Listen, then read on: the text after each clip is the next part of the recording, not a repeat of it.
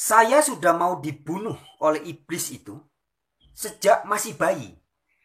Bahkan sejak masih di dalam kandungan.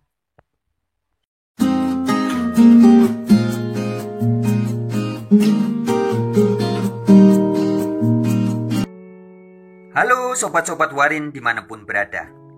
Video kali ini adalah berisi kesaksian saya tentang beberapa kali saya ingin atau akan dibunuh oleh kuasa kegelapan. Bagi sobat-sobat Warin yang sudah menonton video-video yang terdahulu tentang kesaksian saya bahwa saya pernah masuk penjara tahun 2017 sampai 2019 karena kasus kebodohan dan kesesatan yang pernah saya lakoni. Nah, pada kesempatan ini saya tidak akan menceritakan hal itu lagi, tapi ada hal yang terkait dengan itu, yaitu ketika pada hari pertama saya ditangkap polisi di Polda Bali. Kemudian saya diberi waktu untuk menelpon keluarga atau teman siapapun yang mau dihubungi. Dan pada kesempatan itu saya menghubungi salah satu teman saya. Teman ketika kami sama-sama melakoni spiritual Jawa. Nah, teman saya itu namanya sebut saja Pak Miko ya. Nama aslinya Slamet Jatmiko, tinggal di Jepara, tapi saya memanggilnya sebagai Pak Miko. Nah, pada kesempatan itu saya sempat menghubungi Pak Miko, dan tanpa banyak bicara Pak Miko langsung berbicara. Dek Frans, kalau manggil saya Dek Frans ya. Dek Frans, sudah, jangan takut mati di dalam penjara. Enggak apa-apa mati di penjara ya. Dek Frans, kita semua akan mati. Selamat, semua orang pada akhirnya akan mati. Selamat, selamat. Ora popo, selamat. Mati di penjara enggak apa-apa. Selamat, selamat. Jangan takut mati. Itu hal yang disampaikan oleh Pak Miko ketika menelpon saya tahun 2017 di hari awal saya ditahan di Polda Bali. Jadi sejak hari itu saya diberitahu melalui Pak Miko itu bahwa saya akan mati di dalam penjara. Kemudian selanjutnya teman-teman, setelah saya mengalami siksaan selama di Polda Bali 2 bulan di sana, kemudian saya dipindahkan ke lapas Kerobokan. Hari pertama di lapas Kerobokan saya dihajar juga oleh petugas, 2 orang petugas ya, namanya Pak Ade dan Pak Sigit. Saya dihajar, kemudian saya dibawa ke blok Sanur, nama bloknya, nama wismanya Wisma Sanur, dan di sana saya juga dipukuli lagi oleh beberapa orang. Kemudian hari kedua saya dimasukkan ke dalam sel tikus. Sel tikus di lapas Kerobokan itu saya dimasukkan ke sana demi keselamatan nyawa saya, supaya tidak dibunuh oleh banyak orang atau supaya tidak dibunuh oleh seseorang. Kira-kira seperti itu. Nah, kemudian hari malam pertama sampai malam ke-7, ketika saya berada di dalam sel tikus itu, saya didatangi sebuah sosok putih. Dia putih tapi tidak putih bersih. Putihnya itu putih busam, berputar-putar memutari sel itu, kemudian dia berhenti. Itu kalau mungkin jamnya sekitar jam 2 malam atau jam 2 pagi sampai jam 3 pagi ya, karena saya tidak tahu waktunya jam berapa, tapi kira-kira jam segitulah. Nah, sosok itu berputar-putar dan berhenti. Nah, pertama kali berhenti saya tanya, "Siapa kamu?" Dan kemudian dia menjawab, "Selamat datang di kerajaanku. Akulah yang oleh manusia disebut sebagai iblis, atau yang oleh orang-orang yang disebut Kristen, aku disebut sebagai Lucifer." Selanjutnya terjadi tanya jawab ya, nanti lain kali saya ceritakan itu. 7 malam berturut-turut dijumpai Lucifer itu lain kali saya bahas. Tapi dari hal-hal yang disampaikan oleh si iblis itu, ada satu hal yang dia katakan, bahwa kamu sebaiknya keluar dari badanmu. Dia tidak menyuruh saya bunuh diri, tapi dia bilang, kamu sebaiknya supaya lepas dari segala penderitaan ini. Toh kamu setelah keluar nanti ya tetap dibunuh orang. Jadi kamu mati nanti atau sekarang sama saja. Nah, supaya kamu bisa lepas dari penderitaan ini, kamu harus segera keluar, bebaskan rohmu dari tubuh ini. Ya. Jadi dia menyuruh saya untuk bunuh diri, kira-kira begitu ya. Itu berlangsung terus-menerus selama sekitar 12 bulan ya, hampir setahun ini. Suara bunuh diri itu. Tapi dari satu pembicaraan yang disampaikan oleh Lucifer atau Raja Iblis itu pada kesempatan-kesempatan di sel tikus itu, dia mengatakan bahwa saya pasti mati di penjara ini. Jadi saya tidak mungkin hidup. Saya tidak mungkin akan keluar dari penjara dalam kondisi hidup. Pasti, karena sudah ditakdirkan. Takdir saya adalah mati di dalam penjara lapas Kerobokan. Jadi, Sobat Warin, ya, artinya ada dua pihak. Setelah pada hari pertama saya baru ditangkap di Polda Bali, saya diberitahu oleh salah satu teman saya, teman sama-sama pelaku spiritual mistik itu, bahwa saya akan mati di penjara. Itu yang pertama. Kemudian sekitar 2 bulan kemudian, yaitu persisnya sekitar bulan akhir September, awal Oktober 2017 ya. Saya diberitahu oleh sosok putih yang setiap malam datang itu, yang mengaku sebagai iblis itu, bahwa saya juga pasti akan mati di dalam penjara. Jadi artinya roh kematian itu sudah menguasai saya sejak pertama kali saya ditangkap di Polda Bali. Dan yang pribadi yang kedua memberitahu bahwa saya akan mati di penjara adalah sosok putih. Bayangan, bukan bayangan sebenarnya. Karena dia nyata, ya, putih. Terbang berputar-putar. Yang dia menyebut dirinya sebagai iblis atau Lucifer itu. Dan dia mengatakan bahwa sudah ditakdirkan saya mati di dalam penjara. Namun teman-teman, bukan hanya dua pihak itu yang memberikan roh kematian kepada saya. Tetapi kemudian belakangan baru saya ketahui, setelah saya bebas. Jadi saya diberitahu oleh Pak Miko bahwa saya akan mati di penjara pada saat saya baru ditahan di Polda Bali. Kemudian yang kedua, 2 bulan kemudian pada saat saya masuk di sel tikus di lapas Kerobokan. Dan yang ketiga, setelah saya bebas. Bagaimana ceritanya? Jadi begini, setelah saya bebas 789 bulan 7 tanggal 8 2019 saya bebas, kemudian saya dijemput oleh kakak saya dan keluarga saya dan saya pulang ke Jawa Timur. Nah, setelah saya sampai di Jawa Timur itu, mama saya cerita. Ceritanya begini. Jadi ternyata ketika saya masuk penjara, beberapa bulan kemudian, sekitar 2 atau 3 bulan kemudian, mama saya diajak oleh saudaranya untuk bertemu dengan seorang paranormal atau seorang yang dianggap memiliki daya linuh, bisa mengetahui apa yang akan terjadi. Nah, kemudian mama saya ini diberitahu oleh paranormal itu. Ketika itu saya baru masuk penjara ya, baru beberapa bulan di dalam penjara itu. Mama saya diberitahu oleh orang ini, bapak ini mengatakan, ibu ikhlas saja ya. Pokoknya ibu harus mengikhlaskan anaknya. Jadi ibu jangan lagi ada pengharapan atau ada pikiran bahwa bisa ketemu dengan anak ibu dengan selamat. Tidak ya. Jadi anak ibu sudah tidak bisa selamat lagi. Artinya pasti mati di dalam penjara. Sehingga sejak itu ibu saya merasa ikhlas katanya. Menyerahkan dan sudah pasrah bahwa anaknya yang nomor 2 ini yaitu saya pasti akan mati ketika di dalam penjara. Ya.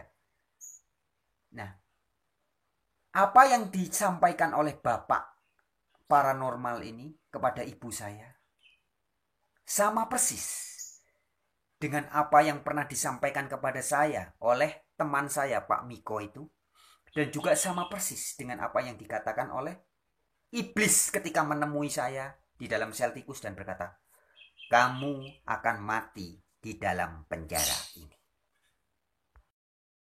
Jadi ada 3 pihak yang berbeda dan tidak ada hubungannya.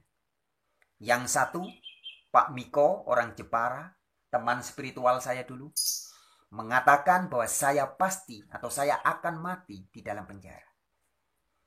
Pihak kedua, sosok putih busam itu yang mengaku sebagai Lucifer, juga mengatakan bahwa saya sudah ditakdirkan mati di dalam penjara. Dan yang ketiga ternyata di Jawa, nun jauh beberapa ratus kilo dari Bali, seorang paranormal sudah meramalkan bahwa saya juga pasti mati di dalam penjara.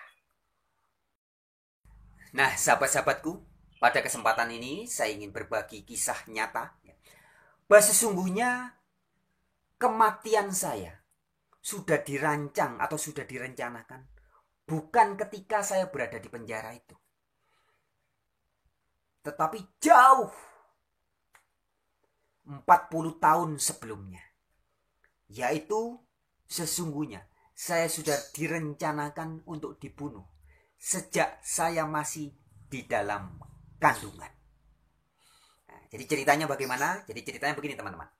Ini saya bawa koran ya. Ini koran usianya sekarang sama persis dengan umur saya. Koran tahun, nah ini ada minggu ketiga, teman-teman bisa lihat ya. Minggu ketiga November 77. Ya, ini koran Surabaya Minggu. Koran November tahun 1977. Nah, di sini ada kisahnya. Ada salah satu korannya ya, ini korannya. Saya buka, korannya warnanya sudah ya 40 tahun lebih ya. Di sini ada tulisan menghentikan air mata darah. Ya, saya mau saya bacakan. Saya bacakan dulu ya. Begini, saya bacakan. Maria Yohanes, istri Julius Baria, yang tinggal di Jember pada awal Oktober 1977, melahirkan anak yang kedua dan diberi nama Donald Baria. Kebahagiaan dan kemalangan adalah takdir yang telah digariskan oleh Tuhan kepada hambanya. Ini yang nulis wartawan ya. Demikianlah yang dialami keluarga Baria di masa kecil, di mana si kecil, maaf saya ulangi. Demikianlah yang dialami keluarga Baria di mana si kecil Donald yang berusia 7 hari tanpa didahului dengan tanda-tanda bahwa si bayi akan sakit. Dengan mendadak si bayi menangis dan tangisnya tidak sebagaimana biasa. Beberapa jam kemudian, kelopak mata si bayi tidak dapat membuka sebagaimana semula. Yang lebih mengherankan lagi, setiap bayi menangis bukan keluar air mata, tetapi darah. Beberapa dokter di kota Jember didatangi, tak satu pun yang berhasil menyembuhkan, dan kelopak matanya tetap menutup.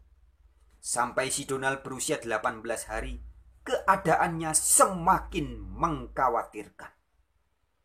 Dengan penuh harapan demi kesembuhan anak tersayang, berangkatlah keluarga Julius Baria ke Surabaya dan menuju ke Baratajaya, di mana Franz yang pernah dimuat di Sumi beberapa pekan lalu praktek. Nah, ada seorang tabib pengobat namanya Franz ya. Dengan disaksikan lebih kurang 60 pasien lainnya, termasuk wartawan Sumi, ya, Sumi itu Surabaya Minggu. Franz dengan membaca surat ikhlas, kemudian meneteskan air lewat daun pupus pisang ke kedua mata si bayi. Keesokan harinya, keluarga Baria dengan menggendong si bayi yang telah sembuh datang ke tukang ngadu jago tersebut dan menyatakan terima kasihnya. Franz dengan tersenyum mengatakan agar keluarga Baria tetap melakukan sembahyang. Keluarga Baria sudah 2 kali disembuhkan oleh Franz dari penyakit yang gawat. Sebagai rasa terima kasih nanti, tepat 36 hari, nama Franz akan dipakai untuk si kecil, Franz Donald Baria. Nah, jadi cerita lengkapnya gini, kalau dari orang tua saya, dari mama, papa, nenek saya juga menceritakan, juga keluarga yang lain, bahwa ketika saya masih berada di dalam kandungan, ibu saya itu mendapat serangan. Jadi sebenarnya yang mendapat serangan adalah nenek saya. Maka tadi di koran itu dikatakan sudah 2 kali dibantu ya. Jadi yang pertama mendapat serangan itu nenek saya. Namanya Lely Cornelia. Jadi beliau adalah keturunan Belanda ya. Lely Cornelia ini mendapat serangan dan sakit parah. Terus disembuhkan oleh Om Franz ini. Om Franz ini orang Ambon, tukang ngadu ayam di Surabaya dulu. Tapi dia bisa menjadi tabib kira-kira begitu. Nah, kemudian ketika Lely Cornelia, oma saya itu, diguna-guna dan mau dibunuh orang, ternyata santetnya masuk ke rahimnya ibu saya. Dan terkenalah saya. Ceritanya gitu. Jadi yang mau dibunuh adalah oma saya dan juga saya ketika masih di dalam kandungan. Sehingga setelah bayi itu lahir, keluar nangisnya bukan air mata, tetapi darah. Dan itu hampir sekitar 2 minggu terjadi. Dan kemudian semua dokter di kota Jember tidak ada yang bisa menolong. Maka dibawa ke Surabaya ketemu dengan Om Franz tadi. Dan dikatakan di sini hanya dibacain surat Al-Ikhlas. Dan ini menurut wartawan ya. Jadi dibacain surat Al-Ikhlas dan ditetesin air jeruk nipis. Dan besoknya celeng, matanya sembuh total. Ya. Jadi saya disembuhkan. Yang hampir mati, mengalami penyakit mengerikan, kemudian disembuhkan dan bisa sehat menjadi anak-anak, remaja, dan selanjutnya dewasa. Itu yang terjadi teman-teman. Nah, jadi sesungguhnya Donald Baria, yang kemudian namanya menjadi nama Franciscus Donald Baria, ditambah lagi menjadi Franciscus Donald Ignatius Suyanto Baria ini, pernah mau dibunuh. Bukan ketika berada di dalam penjara, tetapi sudah akan dibunuh sejak masih dalam kandungan. Inilah salah satu bagian dari sisi kehidupan saya. Yang belakangan sahabat-sahabat saya ketahui, dalam doa saya, dalam pagi-pagi ketika saya berdoa, Roh Kudus memberitahu saya, mengapa saya ingin dibunuh dan memang harus dibunuh oleh iblis. Adalah karena sesungguhnya Allah Bapa memiliki sebuah rencana bagi saya. Allah Bapa mau memakai hidup saya untuk memberitakan Injil. Sehingga jangan sampai anak ini, bayi ini nanti setelah besar betul-betul jadi pemberita Injil. Maka dari bayi sudah ingin dibunuh. Dan kalau saya sampaikan cerita lebih lanjut ya, ketika saya SMP saya juga hampir mati. Ketika saya SD saya juga pernah, waktu itu saya naik becak ya, waktu itu masih ada becak di Jember tuh, naik becak sama opa oma saya. Sore-sore mau pergi ke gereja, ditabrak mobil, kemudian saya jatuh. Ini dijahit, makanya ada bekas jahitan. Ini bekas jahitan ketika saya masih SD atau TK itu ya. Bekas jahitan ya. Saya hampir mati ya. Kemudian saya pernah beberapa kali juga mengalami kecelakaan lainnya yang nyaris mati. Sampai akhirnya ketika saya masuk di dalam penjara, saya sudah ditarget pasti mati. Tetapi ternyata Roh Kudus, kuasa kudus dari Allah menolong dan menyelamatkan saya.